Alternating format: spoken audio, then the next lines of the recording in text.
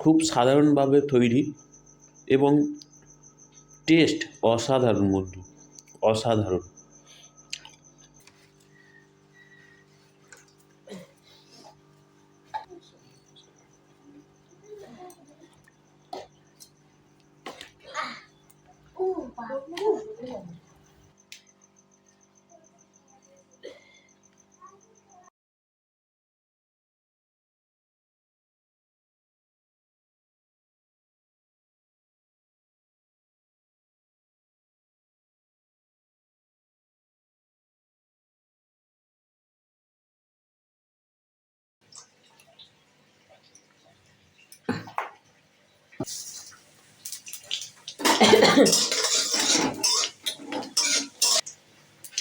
কালো জিরে ভাজা হয়ে গেলে আমি চিড়ে রাখা কাঁচা লঙ্কাগুলো তেলের মধ্যে দিয়ে দেবো।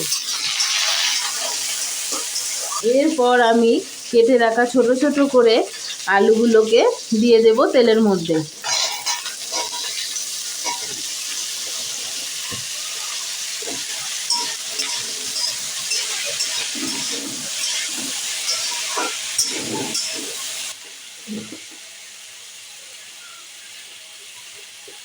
আলুর সঙ্গে নুনটা ভালো করে মিশিয়ে নেব। দিয়ে দিলাম।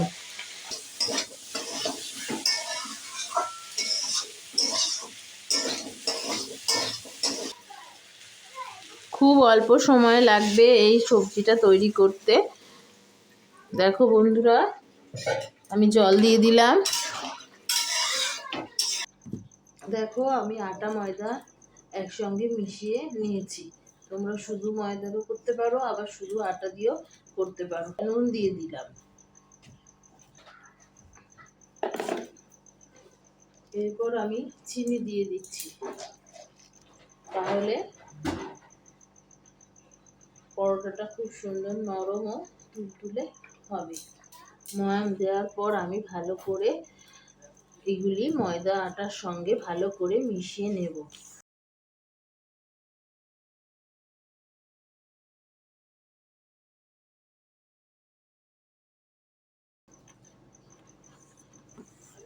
ময়াম এবং মাখার ওপর নির্ভর করে লুচি পরোটাটা খেতে কিরকম হবে।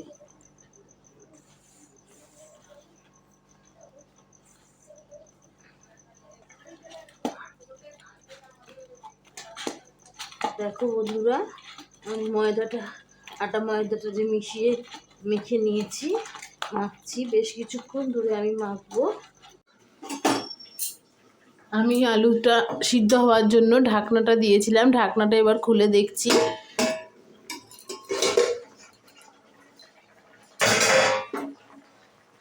দেখো আলুটা ফুটতে শুরু করে দিয়েছে। এবার আমি একটু সিদ্ধ হয়ে গেছে, আর সামান্য সিদ্ধ হতে বাকি আছে। এবার আমি এর মধ্যে ফুলকপিগুলো দিয়ে দেব।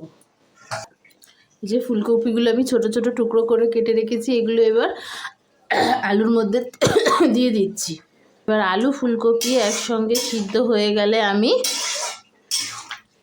ওপর থেকে সামান্য ধনেপাতা ও একটু টেস্ট হওয়ার জন্য সামান্য ম্যাগি মশলা দিয়ে দেব।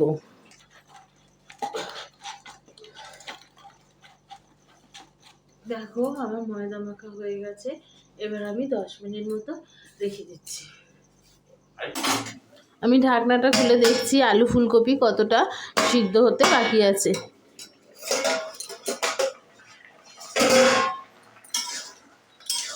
দেখো আমার আলু ফুলকপি একদম সিদ্ধ হয়ে গেছে। আলু ফুলকপির সবজি একেবারে তৈরি হয়ে গেছে। এবার আমি একটু ম্যাগি মশলা দিয়ে দিচ্ছি, একটু স্বাদটা অন্যরকম লাগবে বলে। এরপর আমি উপর থেকে ধনেপাতা ছড়িয়ে দিচ্ছি।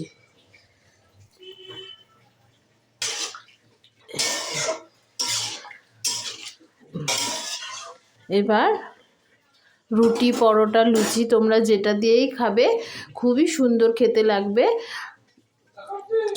তোমাদের কীরকম লাগলো আমার ভিডিওটা অবশ্যই আমাকে কমেন্ট করে জানাতে ভুলবেন না, এবং যদি ভালো লেগে থাকে তাহলে আমার চ্যানেলটিকে অবশ্যই সাবস্ক্রাইব করে দেবেন।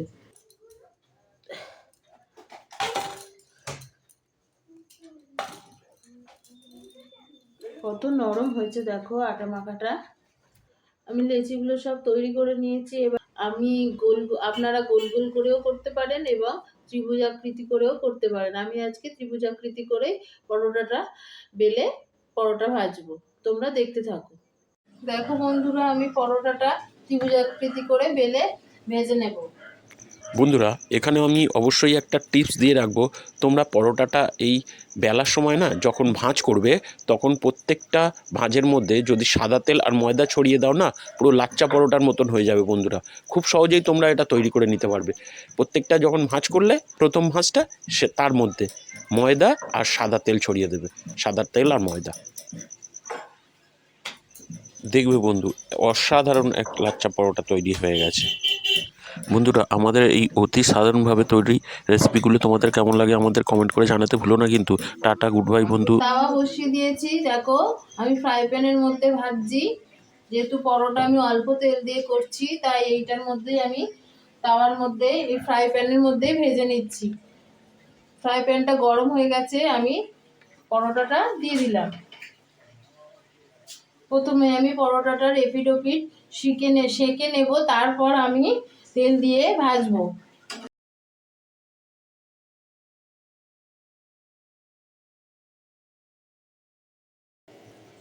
পরোটাটা আমার সেঁকা হয়ে গেছে এপিট ওপিট দুপিট। এবার আমি ব্রাশ দিয়ে তেলটা দিয়ে দেব। ব্রাশ দিয়ে তেল দিলে সামান্য তেল লাগবে, এমনি তেল দিলে একটু তেলটার পরিমাণ বেশি হয়ে যাবে, তাই আমি ব্রাশ দিয়ে দেখালাম। আমি ত্রিভুজ আকৃতি করেছি, তোমরা গোল করেও করতে পারো, চৌকো শেপেও। পরোটা যার যেরকম খুশি তোমরা সেরকমভাবে বেলে পরোটাটা ভেজে নেবে।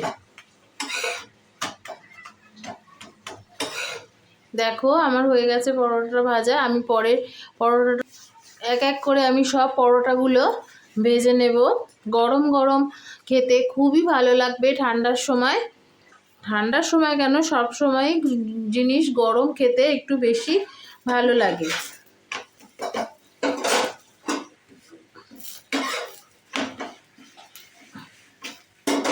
বন্ধুরা, এইভাবে একে একে সমস্ত পরোটাই উল্টে পাল্টে ভেজে নিলাম। তোমরাও ঠিক এইভাবেই ভেজে নিও।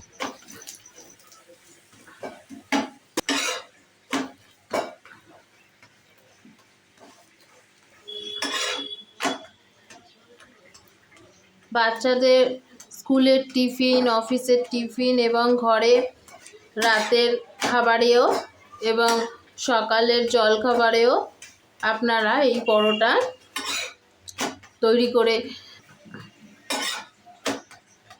দেখো বন্ধুরা, পরোটাটা খুবই সুন্দর করে আমি ভেজে নিচ্ছি। তোমরাও এরকমভাবে ভেজে নেবে। দেখো পরোটাটা একদম হয়ে গেছে, এবার আমি তুলে নিচ্ছি।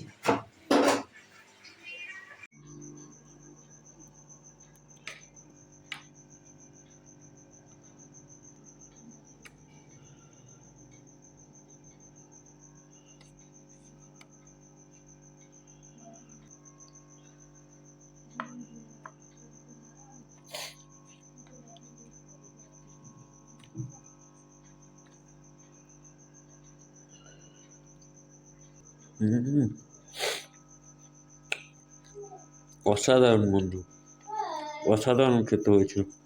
ওই রুটি আর ফুলকপি দিয়ে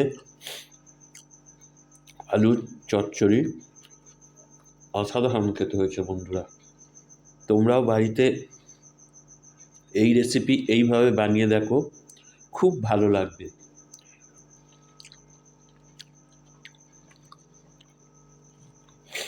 আমি আরেক টুকরো নিয়ে নিলাম।